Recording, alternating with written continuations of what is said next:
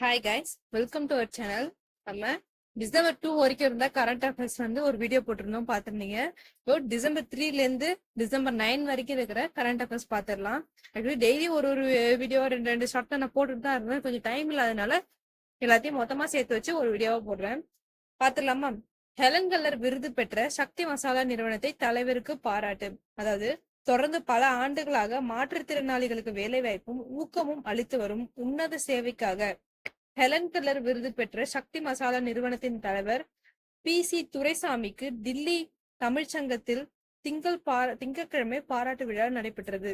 அதாவது நம்ம சக்தி மசாலா நிறுவனம் இருக்குல்ல, அவங்களுக்கு பாராட்டு விழா எடுத்திருக்காங்க. எதுக்காக அப்படின்னா, அவங்க மாற்றுத்திறனாளிகளுக்கு வேலை கொடுக்குறாங்க. அந்த இதுக்காக அவங்களுக்கு கொடுத்துருக்காங்க. சக்தி மசாலா நிறுவனம் கடந்த 25 ஆண்டுகளா தொடர்ந்து மாற்றுத்திறனாளிகளுக்கு அதிக வேலை வாய்ப்பை வழங்கும் நிறுவனமாக தேசிய அளவில் புகழ்பெற்று விளங்குகிறதுன்னு சொல்றாங்க. ரொம்பவே பாராட்டத்தக்க ஒரு விஷயம்தான். அடுத்து பாத்திரலாமா? அடுத்து உச்ச நீதிமன்ற நீதிபதியாக மன்மோகன் நியமனம். உச்ச நீதிமன்ற நீதிபதியாக தில்லி உயர் நீதிமன்ற தலைமை நீதிபதி மன்மோகன் செவ்வாய்க்கிழமை நியமிக்கப்பட்டாரு. மத்திய அரசுக்கு உச்ச நீதிமன்ற கொலிஜியம் அளித்த பரிந்துரையின் அடிப்படையில் இந்த நியமனத்தை குடியரசுத் தலைவர் திரௌபதி முர்மு தான் மேற்கொண்டாங்க. உச்ச நீதிமன்றத்தில் மொத்தம் அனுமதிக்கப்பட்ட 34 நீதிபதிகள் பணியிடங்களில் தற்போது 2 இடங்கள் காலியா இருக்குது. மன்மோகன் பதவியேற்கும் போது உச்ச நீதிமன்றத்தின் பலம் 33 ஆயிடுச்சு. இன்னும் 1 மட்டும் தான் காலியா இருக்குன்னு சொல்றாங்க. தற்போது உச்ச நீதிமன்ற உயர் நீதிமன்றத்தின் நீதிபதிகளின் ஓய்வு வயது முறையே 65, 62 என குறிப்பிடப்படுறது. நமக்கு ஏற்கனவே தெரியும், உச்ச நீதிமன்ற நீதிபதினா 65 தான் ஓய்வு பெற வயது, உயர் நீதிமன்றம் அப்படின்னா 62ன்றது. வங்கிகள் சட்ட திருத்த மசோதா. வங்கி கணக்குக்கு 4 நியமனதாரர்களை நியமிக்கும் வங்கிகள் சட்ட திருத்த மசோதா மக்களவையில் செவ்வாய்க்கிழமை நிறைவேற்றப்பட்டது. தற்போது வங்கி கணக்கு வைத்திருக்கும் ஒருவர் தனது நியமனதாரராக, அதாவது கார்டியன் சொல்லுவோம்ல, அதான் ஒருவரை மட்டுமே நியமிக்க முடியும். இதன் மூலம் வங்கி கணக்கு வைத்திருக்கும் நபர் உயிரிழந்தால் அவரின் கணக்கில் உள்ள பணத்தை நியமனதாரர் பெற முடியும். ஓகேவா?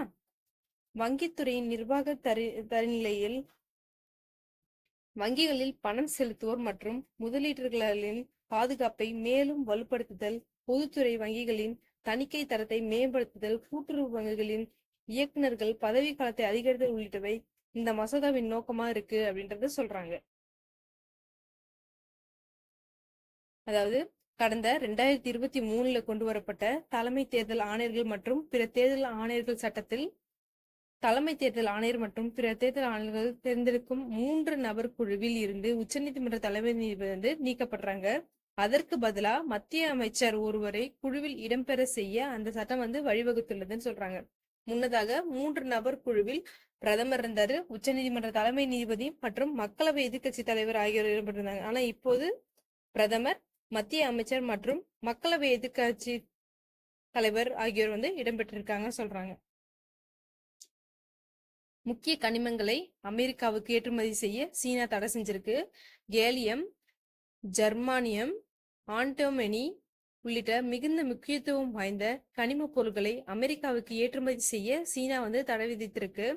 செமி கண்டக்டர்கள் தொடர்பான பொருட்களை சீனாவிற்கு ஏற்றுமதி செய்ய அமெரிக்க கட்டுப்பாடுகளை விதித்துள்ளதற்கு பதிலடியாக இந்த நடவடிக்கை எடுத்திருக்காங்க சீனா அப்படின்னு சொல்றாங்க. அவங்க சும்மா இருந்தா தானே இவங்களும் சும்மா இருப்பாங்க. திருப்பி அவங்க ஒன்று பண்ணா நம்மளும் ஒன்று பண்ணிட்டு இருக்காரு இவரும். இன்று விண்ணில் பாய்கிறது PSLV C-59. இது டிசம்பர் 3க்கானது. ஓகேவா?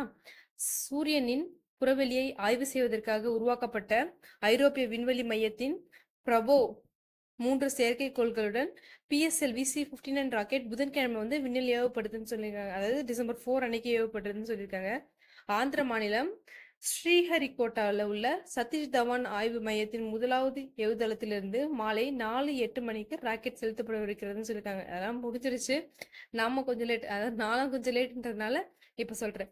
இந்திய விண்வெளி ஆய்வு மையத்தின் இஸ்ரோ கீழ் செயல்படும் நியூஸ் பேஸ் இந்தியா லிமிடெட் நிறுவனம் NISS வெளிநாட்டு செயற்கைக்கோள்களை விண்ணுக்கு அனுப்பும் வர்த்தக நடவடிக்கைகள் மேற்கொண்டு வருகிறது.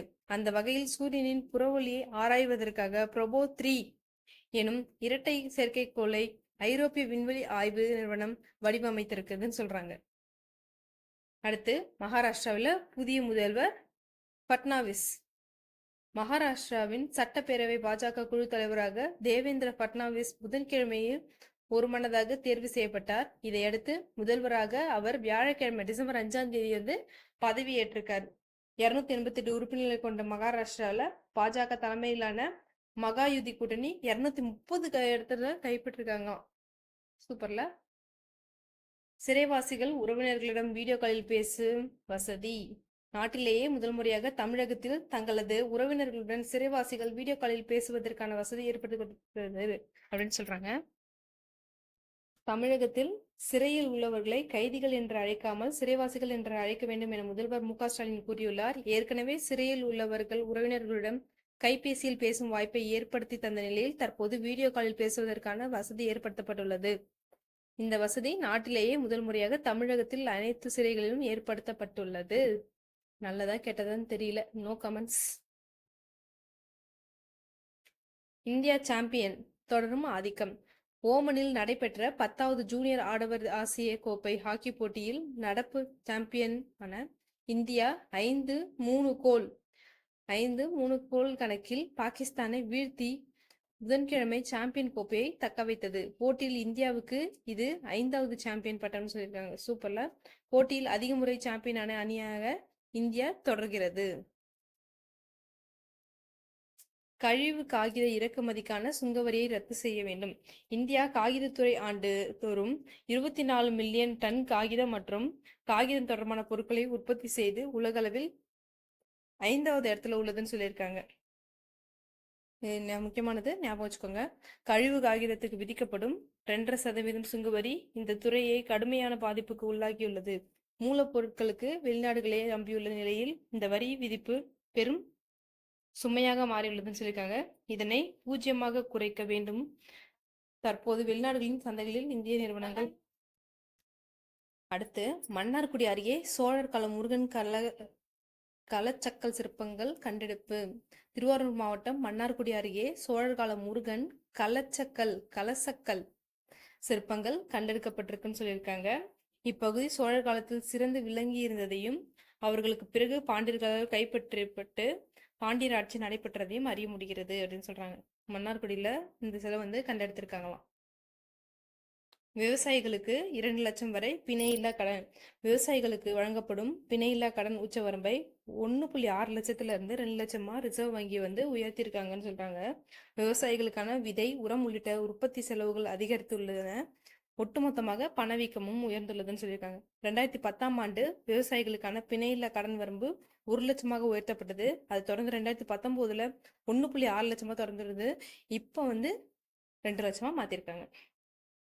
அடுத்து மூத்த குடிமக்களுக்கான பயன் தருமா ஆயுஷ்மான் பாரத் அப்படின்னு சொல்லியிருக்காங்க.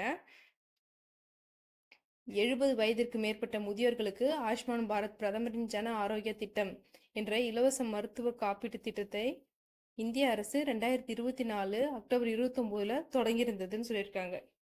இந்த திட்டம் 2018ல மத்திய அரசால் கொண்டு வரப்பட்ட பிரதமரின் மருத்துவ காப்பீட்டு திட்டத்தின் நீட்டிப்பே ஆகும். அத்திட்டம் நாட்டில் உள்ள பரம ஏழைகளில் 40% பேருக்கு, அதாவது 12 கோடி ஏழை குடும்பங்களுக்கு மருத்துவ காப்பீட்டுடன் உறுதிப்படும் எதிர்பார்க்கப்படுகிறதுன்னு சொல்லியிருக்காங்க. நிதி ஆயோக் அமைப்பின் சமீபத்திய ஆய்வறிக்கையின்படி அதிகரிக்கும் சுகாதார செலவினங்களால் ஆண்டுதோறும் 7% மக்கள் வந்து வறுமை கோட்டிற்கு கீழே சுமார் 10 கோடி பேர் தள்ளப்பட்டிருக்காங்கன்னு சொல்லியிருக்காங்க. சிலி முன்னாள் பிரதமருக்கு அமைதிக்கான இந்திரா காந்தி விருது. சிலி முன்னாள் பிரதமர் மிச்சேல் பச்லெட்டுக்கு 2024ஆம் ஆண்டின் அமைதி, ஆயுத குறைப்பு மற்றும் மேம்பாட்டுக்கான இந்திரா காந்தி விருது வந்து வெள்ளிக்கிழமை வந்து அறிவிச்சிருக்காங்க. தென் அமெரிக்க நாடான சிலியின் முன்னாள் பிரதமர் மிச்சேல் பச்லெட் மனித உரிமைகள், நாட்டின் அமைதி மற்றும் சமத்துவம் ஆகியவற்றில் அவர் ஆற்றிய பங்களிப்புக்காக போற்றப்படுகிறார். ஐநா பெண்களின் நிறுவன இயக்குனர் மற்றும் மனித உரிமைகளுக்கான ஐநா உயர் ஆணையர் போன்ற செல்வாக்குமிக்க பதவிகளை அவர் வகித்துள்ளார். பாலின சமத்துவம் மற்றும் விளிம்பு நிலை மக்களின் வலுவான குரலாக அவர் செயல்பட்டிருக்காங்க சொல்றாங்க. அவரது தைரியமும் அர்ப்பணிப்பும் உலகம் முழுவதும் உள்ள பலரை தொடர்ந்து ஊக்குவிக்குது.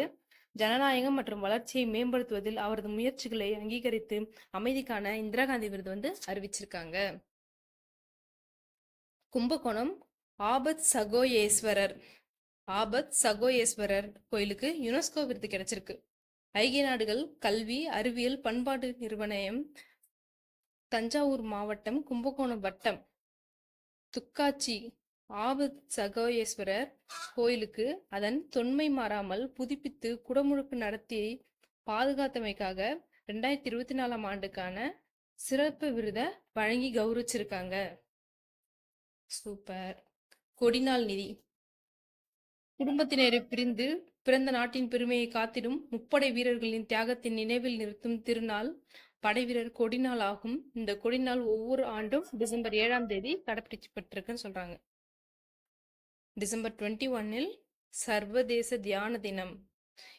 டிசம்பர் 21ஆம் தேதியை சர்வதேச தியான தினமாக அறிவிக்க முன்மொழிந்த இந்திய ஆதரவு தீர்மானத்துக்கு ஐநா பொது சபையில் வெள்ளிக்கிழமை ஒருமனதாக ஒப்புதல் அளிக்கப்பட்டிருக்கு. ஐரோப்பிய நாடான லிசன்டினால் அறிமுகப்படுத்தப்பட்ட இத்தீர்மானத்துக்கு இந்தியா, இலங்கை, வங்கதேசம், நேபாளம், மெக்சிகோ, பல்கேரியா, புருண்டி, டொமினிக்கன் குடியரசு, Iceland, Luxembourg, Mauritius, Monaco, Mongolia, Morocco, Portugal, Slovenia ஆகிய நாடுகள் ஆதரவு தெரிவிச்சிருக்கு. ஐநாவுக்கான இந்தியாவின் நிரந்தர தூதர் பர்வதினி ஹரிஷ் வெளியிட்ட எக்ஸ் பதிவில் இதை சொல்லியிருக்காங்க. டிசம்பர் 21ஆம் ஆண்டு குளிர்காலத்தில் சூரியன் தனது திசையை மாற்றும் நிகழ்வை குறிக்கும் நாளாகும். இது இந்திய பாரம்பரியத்தில் உத்தராயன் ஆண்டின் தொடக்கமாகும். குறிப்பாக இந்நாள் தியானத்தில் ஈடுபடுவதற்கான சிறந்த நாள்னு சொல்றாங்க. கோடை காலத்துல சூரியன் திசை மாற்றம் நிகழ்வுப்படும் ஜூன் 21ஆம் தேதி நினைவு கூறப்படும் சர்வதேச யோகா தினத்துக்கு 6 மாதங்களுக்கு பிறகு சர்வதேச தியான தினம் கொண்டாடப்படுகிறது. கரெக்டா ஞாபகம் வச்சுக்கோங்க. ஜூன் 21 அது இப்போ 6 வருஷம் கழிச்சு கரெக்டா டிசம்பர் 21. டிசம்பர் 21 வைக்கம் போராட்ட வெற்றி நூற்றாண்டு நிறைவு விழா. வைக்கம் போராட்ட வெற்றியின் நூற்றாண்டு நிறைவு விழாவில் தமிழக கேரள முதல்வர்கள் பங்கேற்றுள்ளனர். இதற்காக வைக்கம் நகரில் வரும் 12ஆம் தேதி பிரம்மாண்ட விழாவுக்கு ஏற்பாடு செய்யப்பட்டுள்ளது. அதாவது இன்னைக்கு தான். தீண்டாமை கொடுமையை ஒழிக்க கேரளா மாநிலம் வைக்கம் நகரில் 1926 போராட்டம் நடைபெற்றது. இந்த போராட்டின் வெற்றி நூற்றாண்டு நிறைவு விழா வைக்கம் நகரில் வரும் 12ஆம் தேதி நடைபெற உள்ளது. அதாவது இன்னைக்கு தான் நடந்துட்டு இருக்கு போல இருக்கு. வைக்கம் வீரர் பெரியார் நினைவாக அந்த நகரில் பெரியாருக்கு நினைவகமும் நூலகமும் தமிழக அரசால் கட்டப்பட்டிருக்குது. இதை 8.14 கோடி செலவுல புதுப்பிக்க முதல்வர் ஸ்டாலின் உத்தரவிட்டிருக்காரு. இப்போது அவையும் புதுப்பிக்கப்பட்டு திறப்பு விழாவுக்கு தயார் நிலையில இருக்கு. இன்னைக்கு தெரிஞ்சு திறந்திருப்பாங்க. ஓகேவா? ஸோ நம்ம டிசம்பர் 9 வரைக்கும் 8 வரைக்கும் இருக்கிற கரண்ட் அஃபேர்ஸ் பார்த்தாச்சா? ஓகே. டிசம்பர் 8 வரைக்கும் இருக்கிற கரண்ட் அஃபேர்ஸ், முக்கியமான கரண்ட் அஃபேர்ஸ் இதில் எல்லாமே நான் இப்போ பொறுக்கி எடுத்திருக்கேன். ரொம்பவே முக்கியமான கரண்ட் அஃபேர்ஸ் தான். இதுக்கு அடுத்து டிசம்பர் 9 இருக்கிறது அடுத்த வீடியோவில் பார்க்கலாம். For more information, for more updates நம்ம சேனலை சப்ஸ்கிரைப் பண்ணிக்கோங்க, ஃபாலோ பண்ணிக்கோங்க. தேங்க்யூ.